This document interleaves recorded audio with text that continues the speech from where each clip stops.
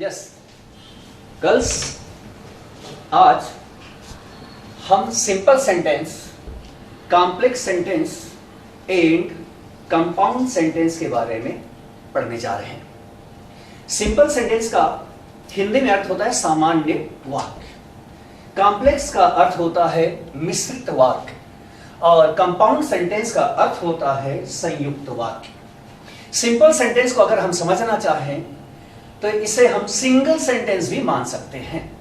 Single sentence अर्थात simple sentence में आपको एक ऐसा वाक्य मिलेगा जिसमें सब्जेक्ट होगा, उसकी अपनी वर्ब होगी और साथ ही साथ अदर वर्ड्स भी होंगे। यह एक सिंपल सेंटेंस है। लेकिन ऐसा कोई वाक्य जिसमें सब्जेक्ट नहीं है, आप एग्जांपल देखिए नीचे, ओपन द डोर। आप देख रहे हैं इस वाक्य में सब्जेक्ट नहीं है। ऐसा वाक्य जो इंपेरेटिव सेंटेंस है, आज्ञा आदिवाचक वाक्य, जिसकी शुरुआत वर्ब के फर्स्ट फॉर्म से होती है, ऐसा वाक्य भी सिंपल सेंटेंस कहलाता है। सेकंड देखिए, कॉम्प्लेक्स सेंटेंस। कॉम्प्लेक्स सेंटेंस का अर्थ होता है मिश्रित वाक्य। जब हम दो वाक्यों को मिक्स कर देते हैं, जब हम दो वाक्यों का मिश्रण कर देते हैं तो हमारे सामने मिश्रित वाक्य आ जाता है। लेकिन कॉम्प्लेक्स सेंटेंस में आपको जो दो वाक्य दिए जाएंगे उसमें ध्यान रखना है, एक मेन क्लॉज होगा। मेन क्लॉज माने मुख्य उपवाक्य। हम इसे उपवाक्य क्यों कहते हैं? जब सिंगल है तो सेंटेंस है और जब कॉम्प्लेक्स है तो सेंटेंस के बजाय उसका नाम हो जाता है उपवाक्य अर्थात क्लॉज। आपको दो क्लॉजेस दिए जाएंगे जिसमें एक मेन क्लॉज होगा और दूसरा सब ऑर्डिनेट क्लॉज होगा। सब ऑर्डिनेट क्लॉज का मतलब होता है सहायक उपवाक्य। इसका एक नाम और है, इसका एक नाम है डिपेंडेंट क्लॉज। इसे डिपेंडेंट क्लॉज इसलिए कहते हैं क्योंकि ये मेन क्लॉज के ऊपर अपने मीनिंग के लिए, अपने अर्थ के लिए, अपने अर्थ की पूर्णता के लिए डिपेंड करता है, निर्भर करता है। अब अगर एग्जांपल को देखें तो आप पाएंगे ही कैन स्टे, साथ में एक वाक्य जुड़ा हुआ है वेयर ही लाइक्स। इन दो क्लॉजेस में से अगर हम पहले क्लॉज को हटा दें तो आपके हाथ में बच गया वेयर ही लाइक्स, जहां वो चाहे, जहां वो पसंद करे। तो आप देख रहे हैं कि ये अधूरा लग रहा है। कहां पसंद करे? अगर हम इसको पहले वाले क्लॉज में जोड़ दें तो इसका मीनिंग क्लियर हो रहा है। कैसे? ही कैन स्टे, वो ठहर सकता है, वेयर ही लाइक, जहां वो चाहे। तो देखिए अब इसका मीनिंग क्लियर हुआ। कॉम्प्लेक्स सेंटेंस में दो क्लॉज में पहला क्लॉज कोई जरूरी नहीं मेन क्लॉज ही हो, आपको आइडेंटिफाई करना है। मेन क्लॉज कहता है मेरा इंडिपेंडेंट मीनिंग होता है, मेरा एक नाम इंडिपेंडेंट क्लॉज भी है। देखिए अगर हम पहले वाले सेंटेंस को क्लॉज को कहते हैं ही कैन स्टे, वो ठहर सकता है, अपने आप में ये कंप्लीट है, मीनिंगफुल है। लेकिन सबऑर्डिनेट क्लॉज मीनिंगफुल नहीं होता, वो डिपेंड करता है किसके ऊपर? अपने मीनिंग के लिए मेन क्लॉज के ऊपर। ये है कॉम्प्लेक्स सेंटेंस। अब इसके बाद हम देखते हैं अगला स्लाइड जिसमें आप देखेंगे कंपाउंड सेंटेंस के बारे में बताया गया है। कंपाउंड सेंटेंस का मीनिंग होता है संयुक्त वाक्य। इसमें भी आपको दो क्लॉजेस मिलेंगे।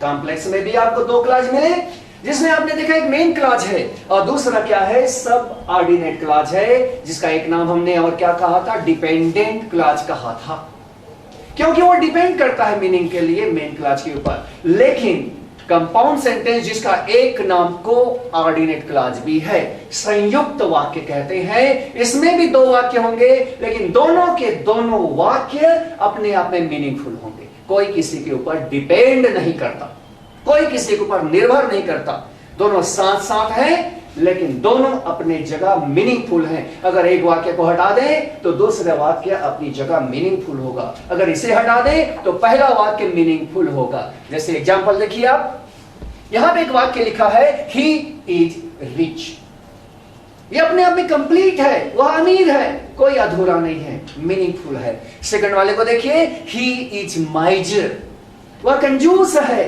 यह भी अपने आप में कंप्लीट है, कोई अधूरा नहीं है। जब इन दोनों वाक्यों को जोड़ेंगे तो हम कंपाउंड सेंटेंस का निर्माण कर रहे हैं। चूंकि हमारा सब्जेक्ट कॉम्प्लेक्स सेंटेंस है, तो मैं इसलिए अगले स्लाइड में जा रहा हूं जिसमें हम किसके बारे में पढ़ेंगे, कॉम्प्लेक्स सेंटेंस के बारे में पढ़ेंगे। तो हमारा अगला स्लाइड है, हम कॉम्प्लेक्स सेंटेंस पढ़ने जा रहे हैं। कॉम्प्लेक्स सेंटेंस में भी अलग अलग क्लास पढ़ेंगे आप। जैसे आप नाउन क्लास के बारे में पढ़ेंगे, जैसे आप एडजेक्टिव क्लास के बारे में पढ़ेंगे, अर्थात विशेषण उपवाक्य। नाउन क्लास संज्ञा उपवाक्य, एडजेक्टिव क्लास विशेषण उपवाक्य, रिलेटिव क्लास जिसका संबंध सूचक उपवाक्य कहते हैं। ये 3 प्रकार की आप क्लास पढ़ने वाले हैं। नाउन क्लास, एडजेक्टिव क्लास और बीच में दिया है रिलेटिव क्लास। आपको ये डिफरेंस क्लियर होना चाहिए कि तीनों में क्या क्या डिफरेंसेस हैं। Number 1 noun class. Noun class कहता है कि एग्जाम में आपको 2 वाक्य दिए जाएंगे जिसमें कोई एक वाक्य जो है वो किसी नाउन के बारे में आपको जानकारी देगा, इंफॉर्मेशन देगा, वो नाउन क्लास होगा। लेकिन आपको एक बात और याद रखना है, जिस नाउन के बारे में जानकारी दिया जाएगा उसका मेंशन, उसका उल्लेख केवल एक वाक्य में होगा। कैसे? देखिए, मैं एक सेंटेंस कह रहा हूं, आई नो, मैं जानता हूं। Second sentence, she is your sister, वह आपकी बहन है। देखिए, किसके बारे में जानकारी है? शी के बारे में जानकारी दी जा रही है कि वो आपकी सिस्टर है। लेकिन पहले वाक्य में शी का कोई उल्लेख नहीं है। नाउन क्लास में दिए गए 2 सेंटेंसेस में किसी एक नाउन के बारे में जानकारी दी गई होगी और वो नाउन का उल्लेख दूसरे वाक्य में बिल्कुल नहीं होगा। अब आ जाते हैं हम एडजेक्टिव क्लास। एडजेक्टिव क्लास में भी आपको 2 वाक्य दिए जाएंगे। दोनों वाक्यों में आप देखेंगे कि किसी नाउन की विशेषता बताई गई होगी। एडजेक्टिव का मतलब ही क्या होता है? विशेषण। विशेषण कार्य क्या करता है? विशेषता बताने का कार्य करता है।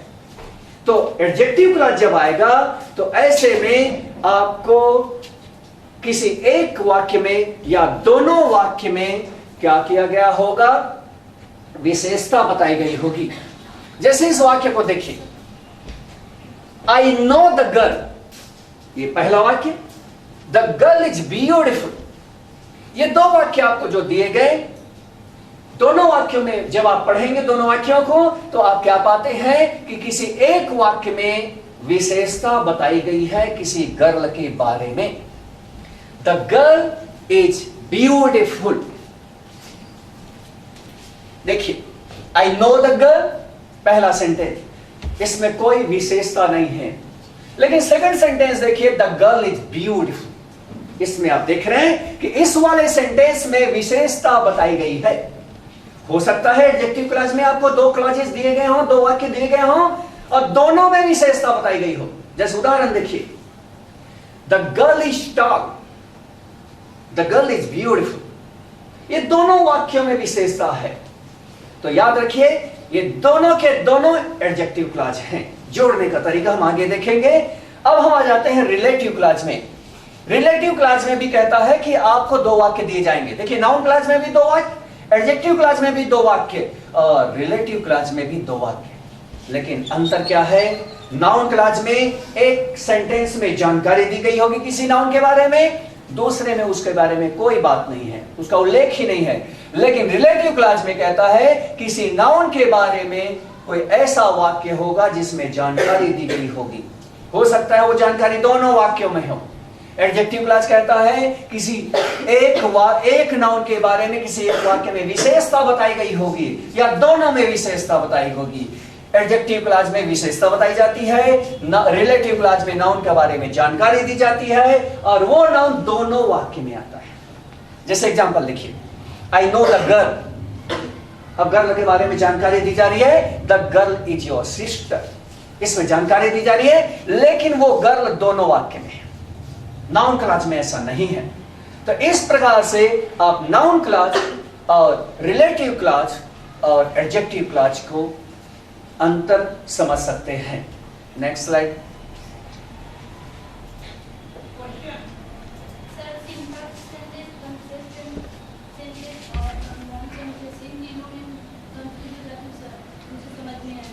देखिए, सिंपल सेंटेंस उसमें एक वाक्य रहता है। कॉम्प्लेक्स सेंटेंस वाक्यों का मिश्रण है जिसमें 2 वाक्यों को मिक्स करते हैं। जैसे घर में हम सब्जी बनाते हैं तो दो सब्जियों को मिला दिया तो हमने मिक्स सब्जी बना दिया, मिक्स वेजिटेबल बना दिया। दो वाक्यों को जब हम मिला देते हैं तो कॉम्प्लेक्स सेंटेंस बनता है। सेम कंपाउंड सेंटेंस में भी हम दो वाक्यों को मिलाते हैं तो कंपाउंड अर्थात संयुक्त वाक्य बनता है। लेकिन अंतर क्या है दोनों में? अंतर यह है कि कॉम्प्लेक्स सेंटेंस में एक क्लास दूसरे क्लास के ऊपर डिपेंड करता है, आश्रित होता है। कॉम्प्लेक्स सेंटेंस में ये हो गया। कंपाउंड सेंटेंस में दो क्लास होते हैं, दोनों क्लासेज में कोई किसी के ऊपर डिपेंड नहीं करता, कोई किसी के ऊपर निर्भर नहीं होता। अब भाई आइए हम पढ़ने जा रहे हैं एडजेक्टिव क्लास के बारे में। एडजेक्टिव क्लास को पढ़ने के पहले जरूरी है कि हम एडजेक्टिव के बारे में जान जाएं कि एडजेक्टिव क्या है। एडजेक्टिव एक पार्ट्स ऑफ स्पीच है।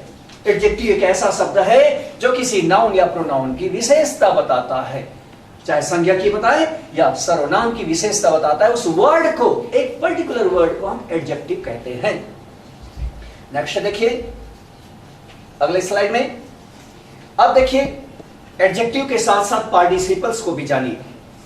कुछ ऐसे पार्टिसिपल्स होते हैं जो एडजेक्टिव का काम करते हैं।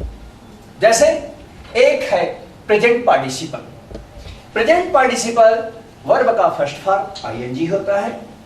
यह भी विशेषता बताने का काम करता है, इसका नाम है प्रेजेंट पार्टिसिपल। तो कैसे इसको आइडेंटिफाई करें? तो देखिए जब आप कोई ऐसा नाउन देखें जिसके पहले भी आईएनजी लगा है, वर्ब का फर्स्ट फॉर्म जिसमें आईएनजी, जैसे देखिए बर्निंग ट्रेन, एक पिक्चर आई थी द बर्निंग ट्रेन। ट्रेन हो गया नाउन और उसके पहले लगा है first form of the verb and I N G. तो नेचुरली समझ जाइए कि ये वर्ब का फर्स्ट फॉर्म उस नाउन के पहले आकर उसकी विशेषता बता रहा है। ऐसे विशेषता बताने वाले एडजेक्टिव को या पार्टिसिपल को हिंदी में गुणवाचक कहते हैं, इंग्लिश में एट्रीब्यूटिव कहा जाता है। एक और है पास्ट पार्टिसिपल जिसको कहते हैं third form of the verb.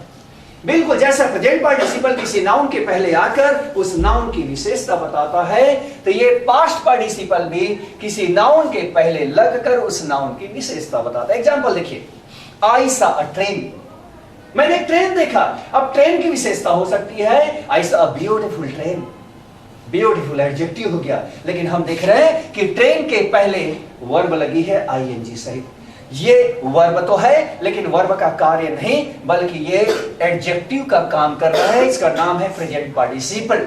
ये बन गया I saw a burning train, जो ट्रेन की विशेषता बता रहा है। उसकी जगह हम पास्ट पार्टिसिपल भी लगा सकते हैं।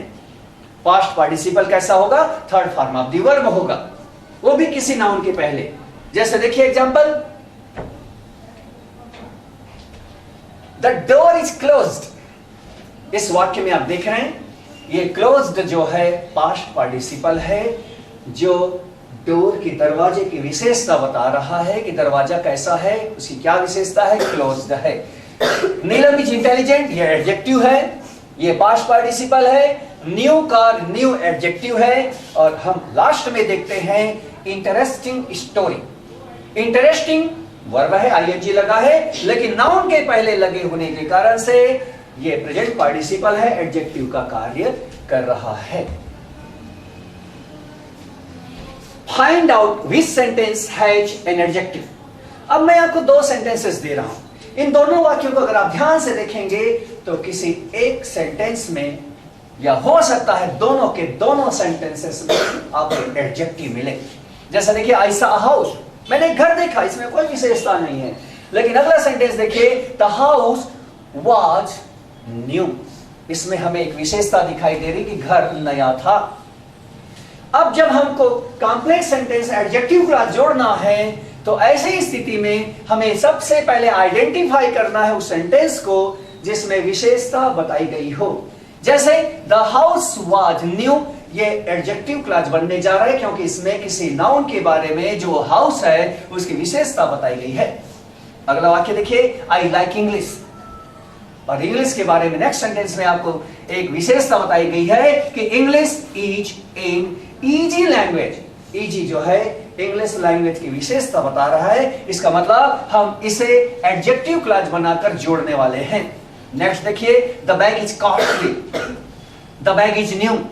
आप देख रहे हैं कि पहले सेंटेंस में भी एडजेक्टिव है कॉस्टली, यह भी विशेषता बता रहा है। दूसरे सेंटेंस में भी न्यू नाम का एडजेक्टिव लगा है, यह भी एडजेक्टिव क्लॉज है। जब दोनों सेंटेंसेस में, दोनों क्लॉजेज में विशेषता बताई गई हो तब कैसा जोड़ना है, इसे हम आगे देखते हैं। नेक्स्ट, अब देखिए आई सॉ अ हाउस, इसे हम कंबाइन करने वाले हैं, एडजेक्टिव क्लॉज बनाने वाले हैं। एडजेक्टिव क्लॉज को जब हम कंबाइन करेंगे मेन क्लॉज के साथ तो कॉम्प्लेक्स सेंटेंस कैसे बनने वाला है। देखिए एडजेक्टिव क्लॉज है the house was new.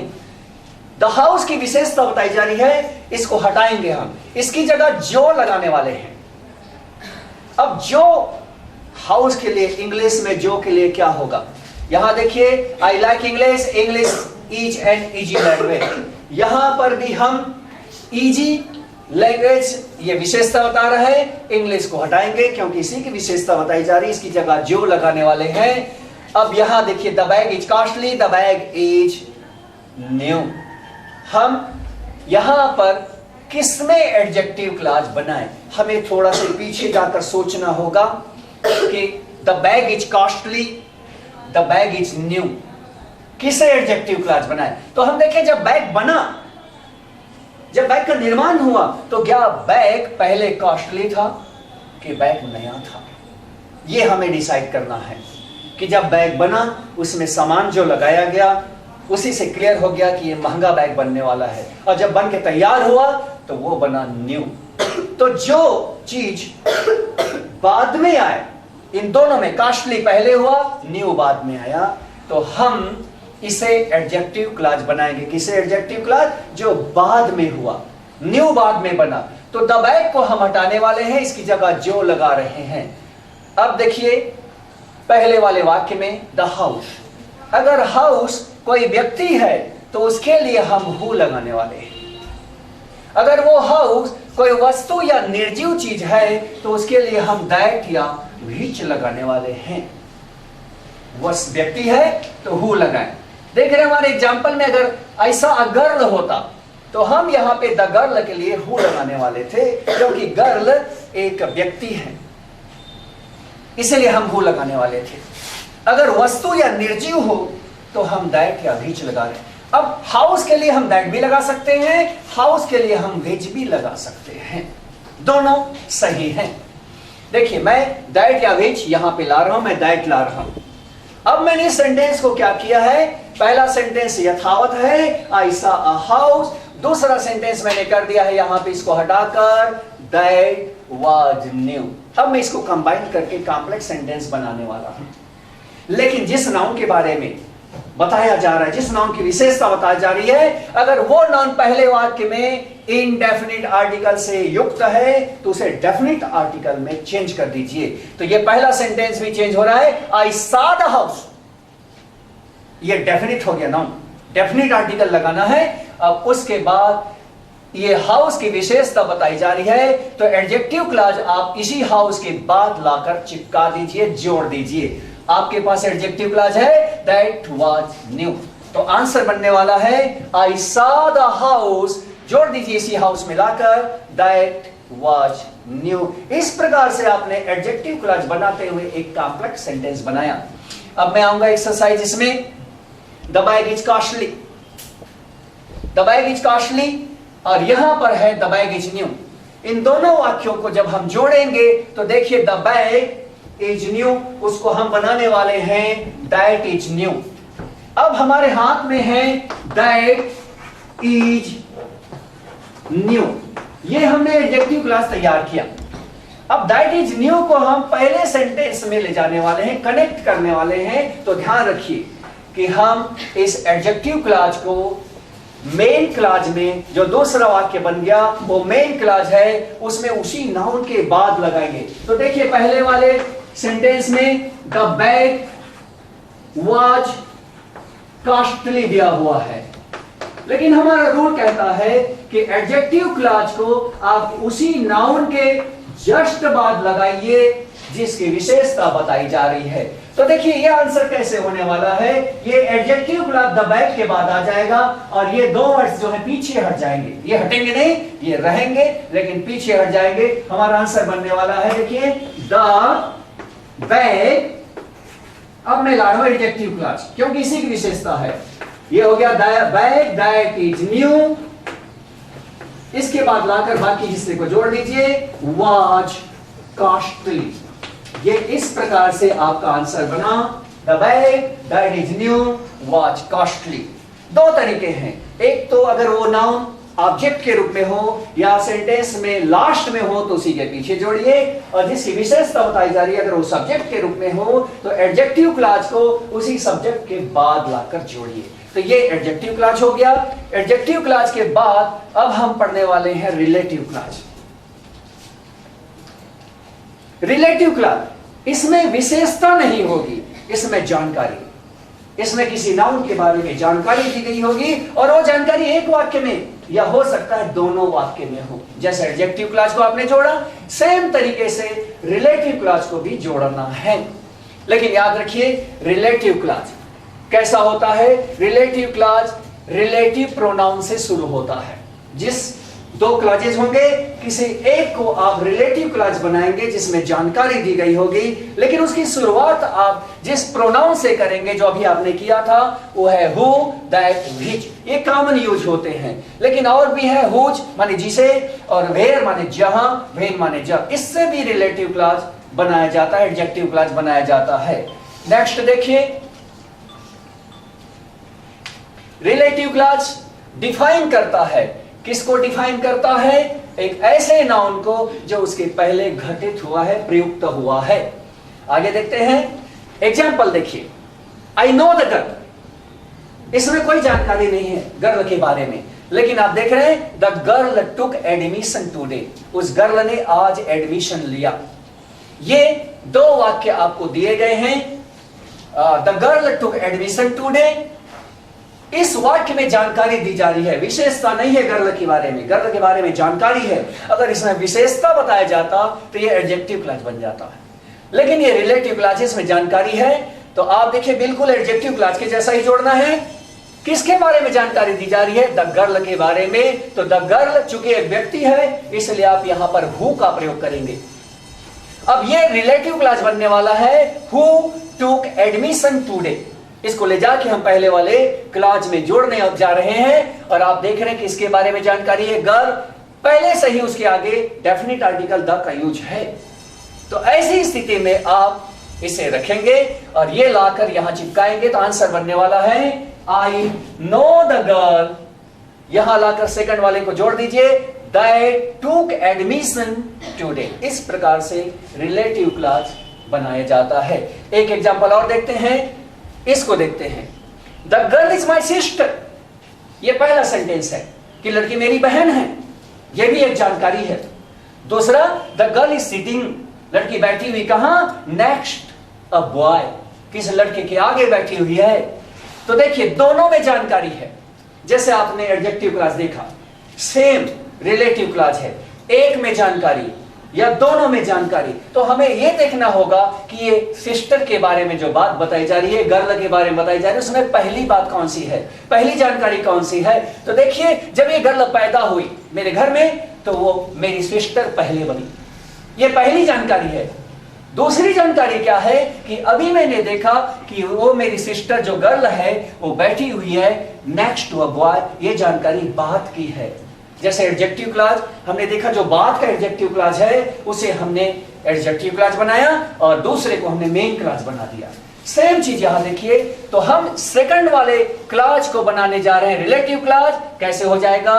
The girl की जगह हम लिखने वाले हु, चूंकि ये व्यक्ति है, अगर यह वस्तु का प्रयोग होता तो हम दैट लगाते, एनिमल्स या बर्ड्स होते तो दैट लगाते। तो ये हो गया that is sitting next to a boy. तो देखिए इस वाक्य को जब हम कंबाइन करेंगे, जब इसे जोड़ेंगे, तो ये कैसे जुड़ने वाला है, इसको देखिए। पहले लिखिए, पहले वाले सेंटेंस का सब्जेक्ट क्या हो जाएगा? The girl. ये हमारा रिलेटिव क्लॉज है।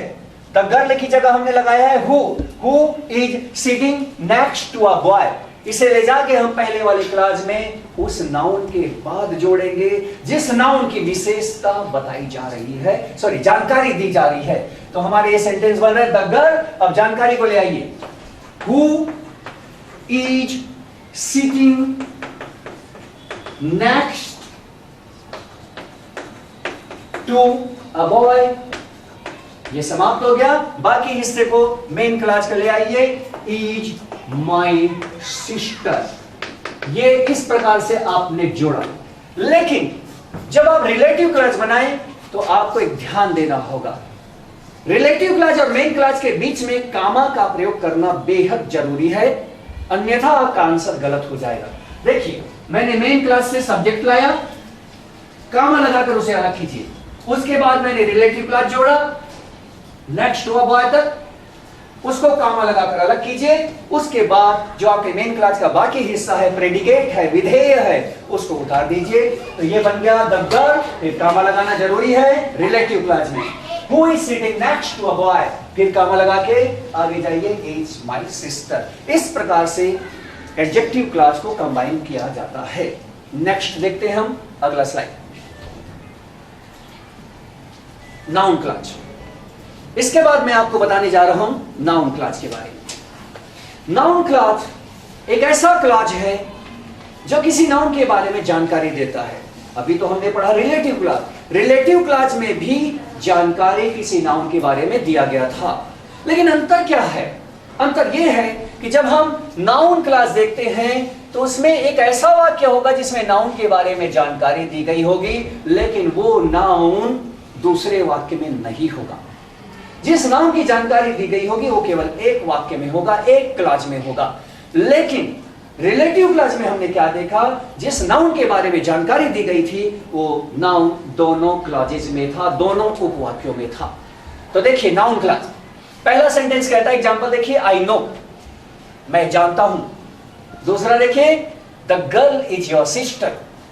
पहले वाक्य में गर्ल के बारे में कोई बात नहीं है, लेकिन आप देख रहे हैं the girl is your sister, ये लड़की आपकी बहन है, इसमें जानकारी दी गई है। और इस गर्ल के बारे में पहले सेंटेंस में, पहले क्लॉज में कोई उल्लेख नहीं है। ये आपको एक पहचान याद रखना है। अगर ये रिलेटिव क्लॉज होता तो यहां लिखा होता आई नो द गर्ल, मैं उस गर्ल को जानता हूं। कौन सी girl? The girl is your sister. दोनों में उस गर्ल का उल्लेख है, ये रिलेटिव क्लॉज है। नाउन क्लॉज में एक जगह जानकारी दी गई होगी, उस नाउन का दूसरे में कोई उल्लेख नहीं होगा। अब नाउन क्लॉज को कैसा जोड़ते हैं? जो जानकारी देने वाला क्लॉज है नाउन क्लॉज, वो देखिए कौन सा है? The girl is your sister. ये आपको जानकारी दे रहा है। इसका मतलब जो एक बच गया वो क्लॉज कौन सा क्लॉज कहलाएगा? Main clause. तो हम कंबाइन कैसे करते हैं नाउन क्लॉज को? पहले मेन क्लॉज को उतारिए जिसमें कोई जानकारी नहीं है, फिर बीच में कनेक्टर लगाइए, कंजंक्शन लगाइए, संयोजक लगाइए। संयोजक क्या है? दो वाक्यों को जोड़ने वाला शब्द है। तो यहां पे कौन सा कनेक्टर या कंजंक्शन लगाएंगे? दैट। उसके बाद अपने नाउन क्लॉज को उतार दीजिए। याद रखिए रिलेटिव क्लॉज में हमने सब्जेक्ट को हटाया था और उसकी जगह हमने हु या दैट या विच का यूज किया था। जब नाउन क्लॉज हम बना रहे हैं तो हम केवल क्या करेंगे? मेन क्लॉज को हमने उतारा, उसके बाद दैट लगा के नाउन क्लॉज को हमने लिख दिया। तो आंसर क्या बना? आंसर बना आई नो दैट।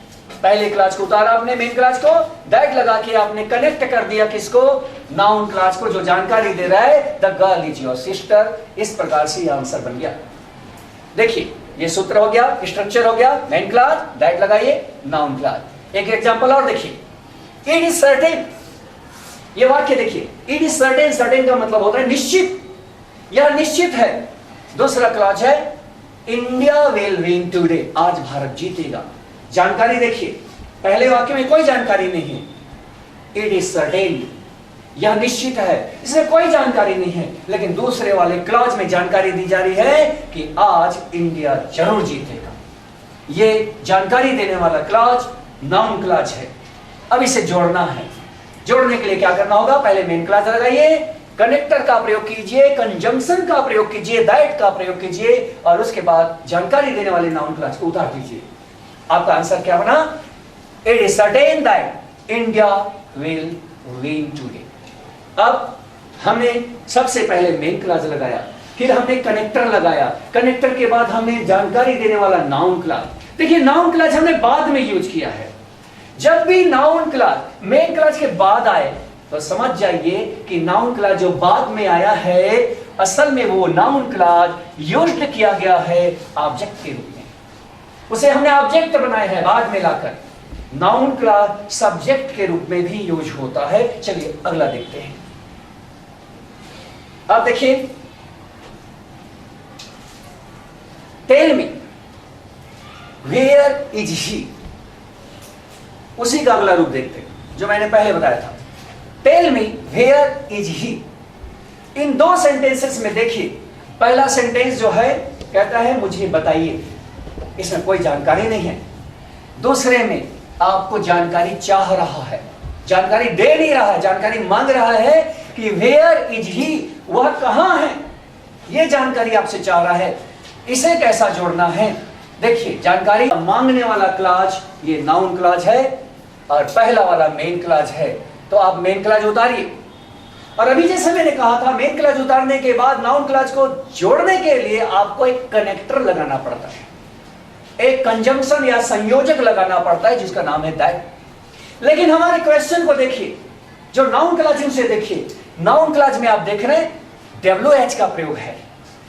जब भी स्टूडेंट्स WH का प्रयोग नाउन क्लॉज में किया गया हो, what, when, where, why, who, whom, whose, तो समझ जाइए आपको दैट नाम का कनेक्टर लगाने की जरूरत नहीं है, दैट नाम का संयोजक नहीं लगाना है, बल्कि वो जो WH दिया है, चाहे वो वेयर हो, चाहे व्हाट हो, कि व्हेन हो, कि व्हाई हो, वो स्वयं कनेक्टर का काम करता है, कंजंक्शन का काम करता है, संयोजक का काम करता है। तो देखिए, मैंने पहले मेन क्लॉज को उतार दिया, टेल मी, उसके बाद मैंने वेयर को कनेक्टर बना लिया। जैसे देखिए, मैंने पहले क्या किया, टेल मी, उसके बाद दैट ना लगाकर मैंने वेयर का यूज किया एक कनेक्टर के रूप में। अब मेरे पास बच गया है इज ही। इज ही, इस सेंटेंस को जो नाउन क्लॉज है, मुझे नाउन क्लॉज को असर्टिव बनाना होगा। जो बच गया है हिस्सा वो आप देख रहे हैं इंटेरोगेटिव है, यस नो क्वेश्चन के रूप में है। तो मुझे उस इंटेरोगेटिव, उस यस नो क्वेश्चन को मुझे असर्टिव सेंटेंस में चेंज करना होगा। तो सवाल ये आता है, असर्टिव सेंटेंस क्या है? असर्टिव सेंटेंस अफर्मेटिव और नेगेटिव का नाम है।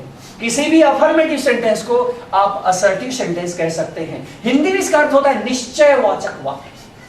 अफर्मेटिव सेंटेंस ये अफर्म नाम की क्रिया से बना है। अफर्म का मतलब होता है स्वीकार करना, ऐसा वाक्य जिसमें हम स्वीकार करते हैं। I am a teacher, I go to my school every day, ये मैं स्वीकार कर रहा हूं, ये अफर्मेटिव सेंटेंस है। निगेट नाम की क्रिया होती है, निगेट का मतलब होता है मना करना, इनकार करना, निगेट से बनता है निगेटिव। जब हम इनकार करते हैं तो निगेटिव सेंटेंस बनाते हैं। तो आपको जब कहा जाए कि असर्टिव सेंटेंस बनाएं, इसका मतलब आपको या तो उस बचे हुए हिस्से को अफर्मेटिव में चेंज करना है या निगेटिव में। लेकिन हम अपने मन से निगेटिव नहीं कर सकते। निगेटिव कब करेंगे? जब यहां पे नॉट लगा है। वो नॉट हमें इंडिकेट करता है, संकेत देता है कि हमें इस हिस्से को, इस सेंटेंस को निगेटिव में चेंज करना है। लेकिन यहां तो नॉट नहीं है, इसका मतलब हमें अफर्मेटिव माने सकारात्मक वाक्य बनाना है। तो हम क्या करें? इज ही को सीधा करेंगे, हेल्पिंग वर्ब को अगर हम सब्जेक्ट के बाद ले आए तो देखिए ही सामने आ गया और इज आ गया। और चूंकि आपने असर्टिव बनाया है इसलिए आप देखिए कि आपका ये जो हिस्सा है, जो इज ही इंटेरोगेटिव था, यस नो क्वेश्चन था, वो किस में चेंज हो गया?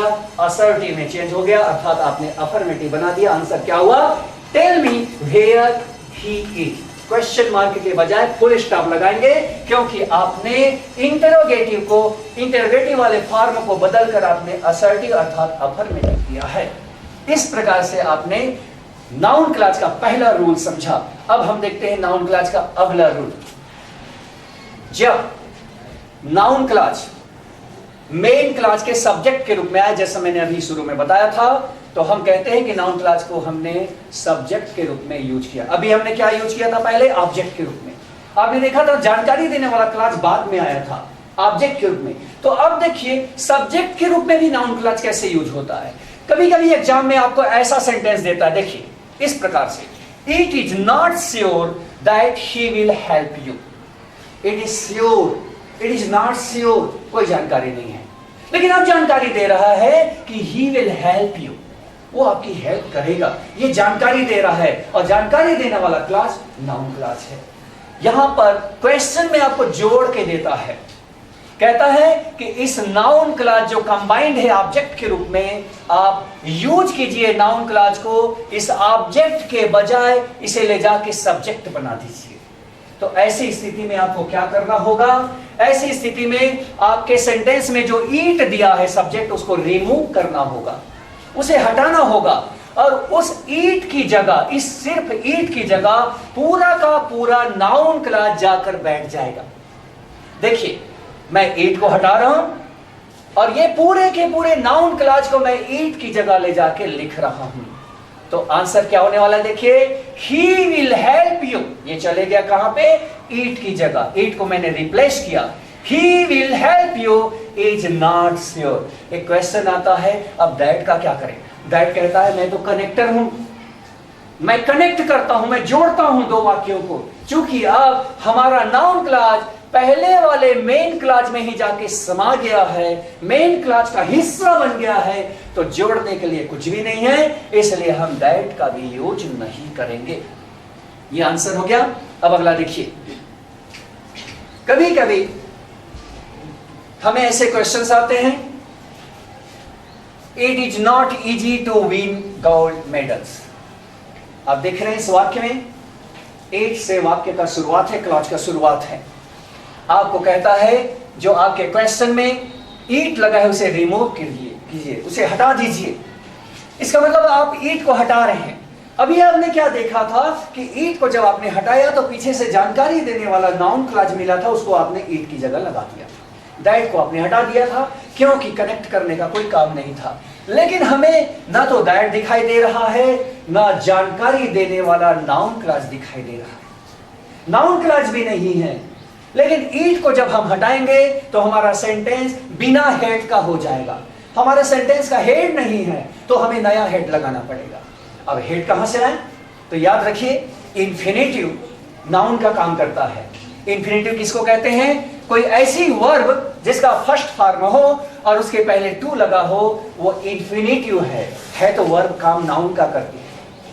तो ऐसी स्थिति में जब हमें सब्जेक्ट ईट को रिमूव करने को कहा जाए, हमें दैट के साथ नाउन क्लॉज नहीं दिखाई दे रहा है, तो हम अपने सेंटेंस में पीछे से इंटर कर जाएं, पीछे से प्रवेश कीजिए। नाउन क्लॉज नहीं दिख रहा है तो जरूर इंफिनिटिव जरूर होगा। तो आप अपने इंफिनिटिव को देखिए और जहां आपको इंफिनिटिव मिला वहां से लेके उनके पूरे अदर वर्ड सही पूरे के पूरे इंफिनिटिव फ्रेज को, इसको फ्रेज कहते हैं वाक्यांश, पूरे इंफिनिटिव फ्रेज को आप उठाइए और किसको रिप्लेस कीजिए? ईट को रिप्लेस कीजिए। पूरा का पूरा इंफिनिटिव फ्रेज यहां पर ईट की जगह ले आइए। तो आपका आंसर बनने वाला है ईट को हटाकर, to win gold medal is not easy, और इजी के बाद आप लगा दीजिए फुल स्टॉप। इस प्रकार से इंफिनिटिव का भी प्रयोग किया जाता है ईट को हटाते हुए। एक और एग्जांपल देख लीजिए, it is nice to speak the truth. आपको कहता है रिमूव ईट, ईट को हटाइए। ईट को अगर आप हटाते हैं, आपके पास नाउन क्लॉज नहीं है। नाउन क्लॉज को कैसे पहचान सकते हैं? दैट लगा होगा या WH लगा होगा, उसके बाद एक साबुत पूरा का पूरा एक क्लॉज होगा। लेकिन आपके पास नहीं है, ना कोई कनेक्टर है, ना कंजंक्शन है, ना नाउन क्लॉज है। ऐसी स्थिति में आप इंफिनिटिव ढूंढिए। अगर आप अपने क्लॉज में पीछे से जाएं, आपको स्पीक वर्ब दिख रही है, फर्स्ट फॉर्म है, उसके पहले टू लगा है, ये इंफिनिटिव है, ये नाउन का काम करता है, ये सब्जेक्ट बनता है। तो इंफिनिटिव के साथ जो अदर वर्ड्स हैं वो है फ्रेज। तो पूरे के पूरे इंफिनिटिव फ्रेज को उठाइए और अपनी ईट को रिप्लेस कीजिए और यहां पर लाकर इंफिनिटिव फ्रेज को लगाइए। कैसा हो गया? टू स्पीक द ट्रूथ, यहां आ गया इज नाइस, फुल स्टॉप। इस प्रकार से ईट को रिमूव करते हुए हम इंफिनिटिव को उसकी जगह लगाते हैं।